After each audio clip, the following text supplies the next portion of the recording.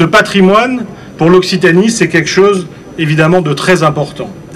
Mais à l'image de l'œuvre de Riquet, l'Occitanie est aussi, encore aujourd'hui, une terre d'innovation. Pierre-Paul Riquet était, si j'ose dire, un simple entrepreneur provincial, loin de Paris, et il a eu l'audace de proposer au roi ce projet qui allait changer la structure du territoire. Et aujourd'hui, l'innovation fait partie de l'ADN de l'Occitanie. Elle reste à la pointe de la recherche et du développement. Elle est la première région de France en part de PIB consacrée à la recherche et au développement, avec 3,7%. Elle est championne de la recherche avec 35 000 chercheurs, et l'Occitanie doit évidemment encore accentuer ces éléments. Depuis 300 ans, le canal du Midi, c'est aussi une source de développement pour l'ensemble de la région. D'abord, il participe toujours à l'unité de cette région.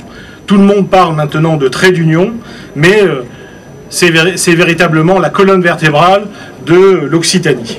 Toutefois, le territoire reste marqué par des déséquilibres entre les grandes métropoles, Montpellier, Toulouse, le littoral et les zones rurales.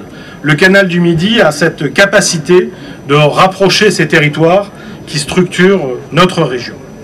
Il est aussi, mais je n'y reviendrai pas parce que les interventions devant moi l'ont indiqué, un vecteur de croissance économique et touristique pour la région.